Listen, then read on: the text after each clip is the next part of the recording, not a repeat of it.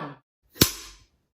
Hello, welcome to Meet Me at the Movies. Noel T, mining the second here, hanging out with Thomas Manning, my co-host in Cinematic Chaos. We appreciate you spending time with us as we talk cinema. And Thomas, we're going to try to cram in as many as we can today. We've got a lot of films that are getting some awards love, some nominations love, and it's a great time to be able to talk about that. We are in that award season, so it seems like every day or two there's another film guild from a state here, state there, or nationally that's wanting to recognize some of these with nominations, and some with their best of the year. So we're going to be talking about some of those, including one of our favorite films of the year, Thomas. And I want to dive into that. But any comments or thoughts on award season before we dive into our first review?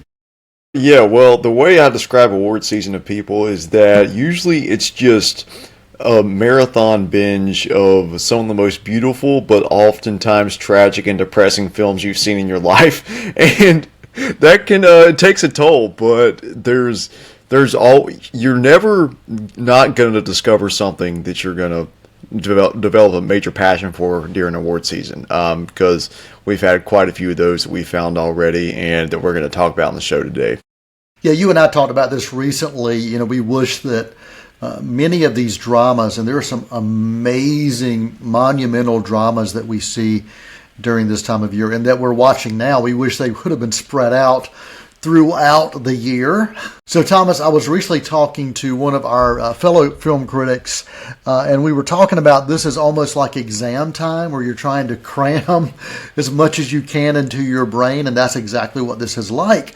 And as you said, it's really hard to binge watch many of these dark, dramatic films at one time, back to back to back to back to back. But sometimes we have to do it to get into voting. But today we're going to be able to talk about some that are engaging and entertaining, some that are authentically humorous, and then some that are dark and can really get you as well. So we'll hopefully talk about quite a few of those today. Well, let's talk about this biopic, Thomas, that we've been waiting on what seems like for 5 years now. It has been 5 years in the making in some form or fashion. It's a Bob Dylan biopic that James Mangold put together with the help of the visionary cinematographer that you and I have talked to, Vida and Papa Mikel, and they've worked together for what, Thomas, 20 years now? Yeah, I think 2003 was their first collaboration, so more than 2 decades now they've been together. And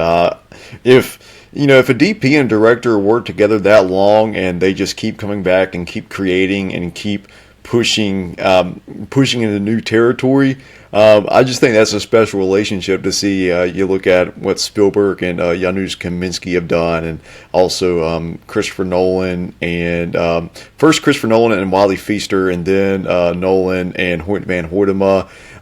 That's just, I would definitely place Papa Mikel and Mangold in that same conversation.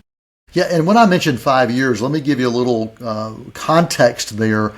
Originally, this film was going to it was announced in January of 2020. And we all know what happened in March of 2020, and that was the COVID-19 pandemic happened. So that slowed this process down, and then the industry strikes, directors and writers slowed it down even more. So listen to this, Thomas. Principal photography on this film did not begin until March of this year. So March of 24 is when it started, and it concluded in late June of 2024.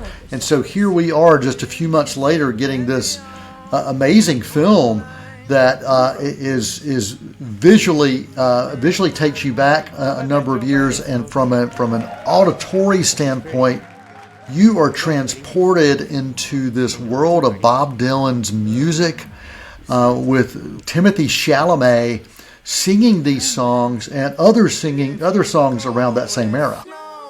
Yeah, I think the most crucial decision that ultimately led to the success of this film, which is called A Complete Unknown, is they decided to focus specifically on this 4 to 5 year period of Dylan's life in 1961 and 1965. He arrives in New York City from Minnesota in 61, and then just grows and grows and grows from there. And then the conclusion of the film, the climax of the film, is at the Newport Folk Festival, where he kind of kicked off a rock and roll revolution of sorts.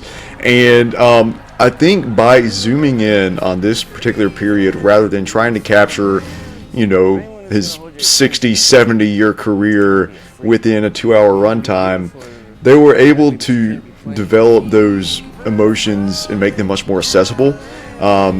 And because the things that you're feeling within that time period are universal to his entire life and his entire career, but if you try to just throw everything at you at once, it kind of dilutes it. And so I just think that was a very just fantastic narrative decision to really place us just within that 5-year time frame. I agree with you completely. I think that the narrative flow was really perfection, because you see Dylan's rise. You see him coming into New York City, in 61, and you follow him over the course of these next few years. But you see the different transitions of who he is. You see his songwriting. You see where he's getting ideas. You see his collaborations with others. You see people taking note of him. You see legendary folk stars who realize this Bob Dylan guy has got something, and he's going to change the face of folk music and the sound of folk music. Now, they had no idea at the time that once he introduced the Electric Bob to the Newport Folk Festival in 65, how much that would change things. But this film, Thomas, it looks at the folk scene. It also looks at complex relationships that he had with people like Joan Baez. And talk about Joan Baez, man, the actress taking on this role and singing these songs. I mean, her voice was amazing. And this actress we've seen before, but never quite this way. Yeah, Monica Barbaro. We saw her in Top Gun Maverick, in an action film role. Also in a FUBAR on Netflix with Arnold Schwarzenegger.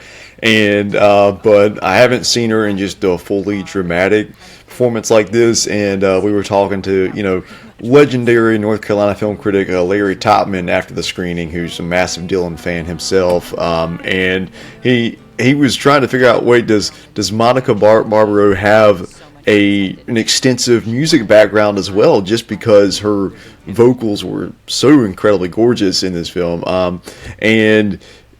She just really did slip into the Joan Baez role. And you mentioned that relationship between Baez and Dylan.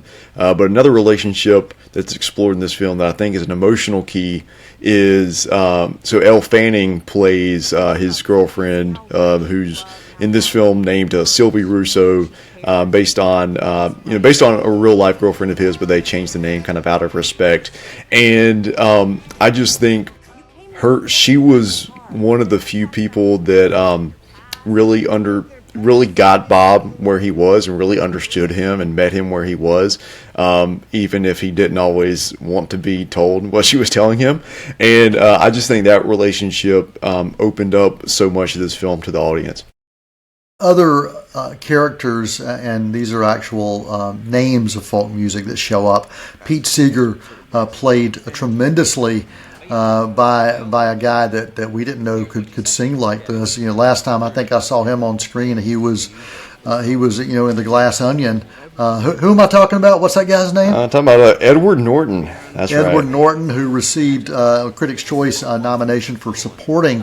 He's Pete Seeger in this, and then you also see the legend Woody Guthrie show up. And you talk about relationships, Thomas. There's relationships with both of these figures and Dylan as well that play in this film. And I think that's one of the things, to me, that I did not expect going into this film, was how much it was impacted by the relationships Dylan had with others. Dylan was a mysterious figure, and you get a sense of that in this film too. There are a lot of unanswered questions about his background. It's almost like Heath Ledger's Joker. You're not sure, like, really where he came from. Maybe a carnival, and you actually have references to carnivals in this film, A Complete Unknown, and Bob Dylan. Maybe he was hanging out with the Joker. I don't know, but I was not expecting as much. I was not expecting to get as much about his relationships with others as I did. And every one of those names I mentioned, there are key scenes where all of these relationships had an impact on his life and his life on theirs. Yeah, so you're thinking, you look at basically the Avengers of folk music. You get through different generations. You got Woody Guthrie, played by Scoot McNairy. Of course, Pete Seeger, played by Norton. Boyd Holbrook, playing Johnny Cash, and then Joan Baez. And if you look at that on paper, you think there's no way they're going to satisfyingly develop each of those relationships and actually communicate something worthwhile in this film without it feeling, without falling into the musical biopic traps that they so often do. But I think everything was just perfectly conveyed on an emotional standpoint, and each one of these relationships, each one of these character dynamics were something that you could bring yourself to really just sit with and empathize with. The Avengers of folk music, dude, that is a quote. That is a pull quote right there, if I have ever heard one, and I will echo that. Mangold, I think, really captures his direction captures this legendary figure who everyone's heard about in a time, in a place. He captures it so well, and to me, this is a complete film. The sound design, cinematography, the sets, the acting, the casting, everything for me clicks in this film. And I don't know that we mentioned it, but Chalamet actually sings these songs himself. Maybe I did, but like 40 Bob Dylan songs were recorded live. It's not the people singing like to a soundtrack or lip syncing. They are singing them live, and you feel that authenticity. So, he learned how to play guitar, harmonica, and you see it on full display. And talking to Fida and Papa Mikhail about this, he was talking about the importance of trying to capture that live feel for this, and that really did add to authenticity for me, Thomas. I think when I left this film, and as much music, there is so much music in this film from beginning to end, that I felt like I'd been on a concert tour for multiple years, and I had these backstage passes and VIP access to everything, and I kept going, okay, when's the next tour? When's the next tour? That's how I felt after I left this film. Yeah, and you and I attend a lot of live music, but something watching this film, and I think this is the best compliment I can give to Mangold's direction, is that in each of the concert scenes, whether they're playing in a small music club, like at the, I think it's called the Gaslight Cafe, or whether they're at the Newport Folk Festival, you always have this instinctive feeling where you feel obligated to get up and clap and cheer. And a few times I almost caught myself doing that in the theater. And I really think that does come down to the direction, and then also just finding that energy in the edit as well. It just felt so organic and felt so natural. Those are the kind of feelings that bring me back and have me thinking about watching this film multiple more times. I will say, if you want to watch an interesting double feature, check out the collaboration of Mangold and Papa Mikhail with an earlier film called Walk the Line that looked at Johnny Cash. Look at these two films together. You're going to see some interesting parallels, of course, because of the legendary status of who they are, but you're going to see some amazing differences as well. But you're going to see just the power of how you can capture the lives of legendary musicians, but in slightly different ways. And I encourage you to do that if you haven't seen both of these films. Thomas, we've spent the first half of the show talking about this film that we've loved so much, but I really do want to just share that I love how it examined self-expressionism, meaning that, your individuality matters. You don't have to always go with the flow. That was a highlight here, and also someone who is a pioneer, not being controlled by what others may want them to do. If it's a true pioneer, they're going to find a way to break through the mold and create their own mold, and that's exactly what Dylan did, and that's exactly what this film showed that he did. The enduring influence that he had with music and lyrics and individuality on full display here. Yeah, and one specific scene that I want to make sure to mention real quick that really hones in on that individuality. There's a scene on where you have Pete Seeger's Rainbow Quest TV program. Bob is supposed to be on here. It's kind of a musical education type program, but Bob is running late, so they end up going with this blues musician. And in this film, this blues musician is actually played by he's Big Bill Morganfield is his name, who was the son of Muddy Waters. So this blues guy sits down, starts jamming, but then Bob shows up late, and they're like, "All right, Bob, come on over, sit down, and just riff with him." And it felt like we were just sitting down and seeing that on live television, just watching this magic trick of music and craftsmanship happen right before our eyes. And that was who Bob Dylan was and is, and that was the effect he had on other people around him and other artists around him. Absolutely. Well, I don't have any other final thought. Well, I've got a lot of other thoughts I could share, but I know we need to take a break. But I think I've shared the multitude of what I wanted to cover. So I am giving this film, A Complete Unknown, a solid A+, rating one of my favorite films of 2024. I'm right there with you. I'm proud to get this one an A+, and it's way up there for me as far as 2024 films goes. I love being able to watch films like this and celebrate them by discussing why we love them so much. We're going to take a quick intermission. We're going to come back and see what else we can get to, what other kind of trouble we've got around the corner on the other side of this quick intermission on Meet Me at the Movies. Won't you come and meet me at the movies? Won't you come and watch a flick? Hi, I'm Nikki Bliss Carroll, your host for Cleveland Connections, the show that explores what's happening at Cleveland Community College. Join us as we sit down with members of faculty and staff to discuss programs of study, upcoming events, and other exciting campus news. We'll have a new show for you each month on C19 TV, or you can stream us online at c19.tv. Tune in and connect with Cleveland Community College on Cleveland Connections.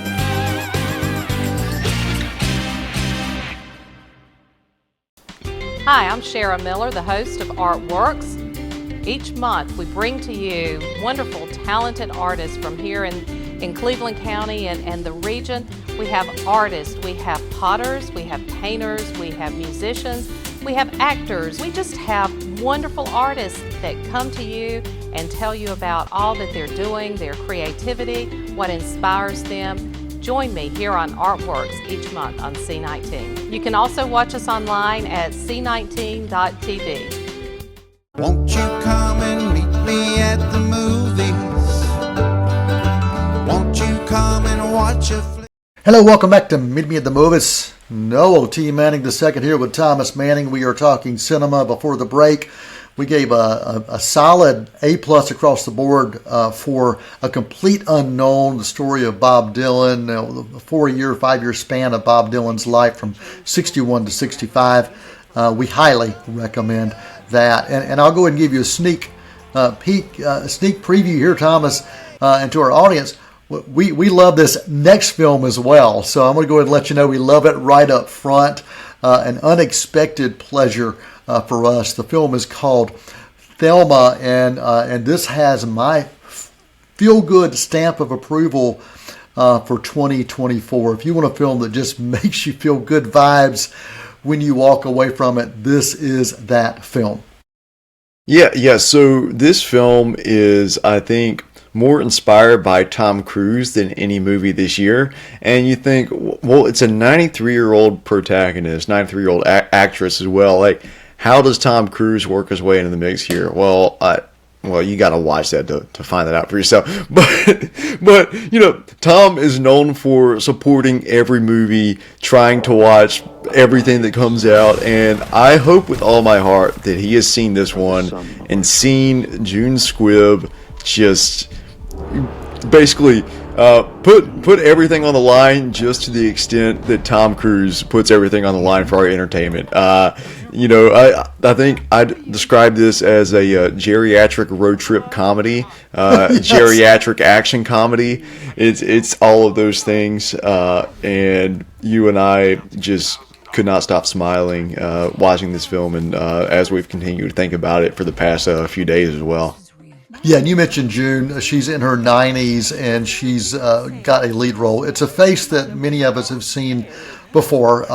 You know, she's really a character actress that a lot of people probably didn't know her name. But I tell you, after this, if you don't know her name, there's something wrong with you. She is phenomenal, and she carries the weight of this film. And it's a very small cast, but every cast member has impact. And Thomas, you know, we watched this late one night, just wanted something a little light, didn't have high expectations, other we, you know, thought we'd enjoy it. But things I came out of there that I did not expect. I did not expect to love it as much as I did. I also didn't expect to have this pure relationship film about a grandmother and a grandson that was just beautiful. It was absolutely beautiful, and it kind of defied my expectations. And I think it also defies kind of traditional expectations for a film about this, about relationships with the aging. And this is a film that looks at aging in a way that is pretty phenomenal. And the director, Josh Margolin, also wrote and directed this. And this is his very first film, Thomas. Yeah, and it's inspired by his relationship with his grandmother, and they actually both make a little cameo in the post credits. And you know, you can see that Josh is wearing his heart on his sleeve in this film, and I think because it's so personal to him, that's why it connected so deeply with us and with as many people around the world who have seen this movie as well. And so the grandson in this film, played by an actor named Fred Heschinger, and we were looking him up on IMDb afterwards. We're like, hey, there's something about him. Where do we know him from? And then we're like, wait, he's the mad tyrant that we just saw a few weeks ago in Gladiator 2. So it's that same guy who's playing just the most warm and compassionate and kind grandson that you could ever expect. And just he's a chameleon as an actor, and I don't think I'd seen him in anything prior to this year. And he's also in another film that we'll talk about at some point, maybe in the movie's Nickel Boys. He is in that in an entirely different role from either of these. So major credit to Fred Heschinger, and yeah, just you don't often see a grandmother and grandson relationship explored with such care in a movie like this, and I think that's something about it that sets it apart and makes it unique, and that's why it is having the power that it is having with many viewers. You know, this film asked the question of audiences, you know, what are your perceptions of the invisible generation, the elderly, the aging? What are your perceptions? So let's flip those perceptions upside down and give you something that you did not expect. And that's what this film does. It's really deliberate, and it's independent look at this. It's, very a minimalist film, as I mentioned, a very small cast, not tons of locations. It has a very simplistic yet authentic use of space, natural light, and the shots, the way they're framed, and the way the characters interact. There's some really extreme close-ups. There's one of June, all 90 years of her just like this tight, and it doesn't shy away from that. And the emotional impact of this film truly resonated with me. It really, really, really clicked with me, Thomas. I thought it was emotionally rich. It was a gentle and powerful reminder to me also that it's really never too late to embrace life's possibilities. And when somebody counts you out, just watch out, because they may not know you as well as you know yourself. Yeah, and we talked about June Squibb, and she is a nonagenarian. I think that's the terminology there. Another guy in the cast who's been around the block a few times, not quite that age, but Richard Roundtree, Shaft himself, is in this, and something in both of the films we talked about today. A theme that keeps coming back is relationships. Relationships, whether it's between family or romantic relationships or friendships, and the relationships in this film are what drive it. And Richard Roundtree's character is an old friend of June Squibb's, and he's basically like, "Hey, I'm in your corner for this, and we're gonna figure out what we need to, and we're gonna do what we need to. And there's gonna be stuff that's thrown at us, but we've made it 8-9 decades on this earth. We've had a lot of stuff thrown at us before, and we're gonna keep figuring out what we need to get through it, just like we always have." Just the power of those types of relationships when they're portrayed sensitively and with just something genuine about them. Those are the films that have an impact. Yeah, this film embraces the dignity that can and should be there as it relates to growing older and aging. And I think, going back to what you talked about with Tom Cruise, I think this film also speaks to everyone in life has a purpose. We all have opportunities. We all have missions that we can explore and fulfill. And it doesn't matter where we are in life, when we are in life, or who we are in life, we can fulfill those missions. That's the truth. That's the truth. And so Tom Cruise, wherever you are, please watch Thelma if you haven't already. So Thelma, wrapping things up here on Meet Me at the Movies. Thomas, what is your rating for the film Thelma? I'm gonna give a solid A- to Thelma. And a solid A for me for Thelma, and encourage you to check that out. We appreciate you spending time with us right here on Meet Me at the Movies on C19 TV. I'm Noel T. Manning II for Thomas Manning.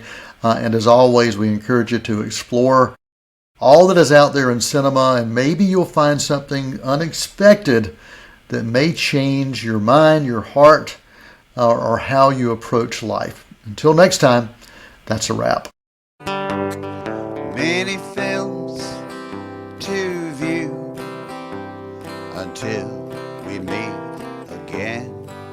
Next time we see you, we'll gladly fill you in. We'll tell about the happy and the sad ones. We'll talk about the good ones and the bad ones. Many films to view till we meet again.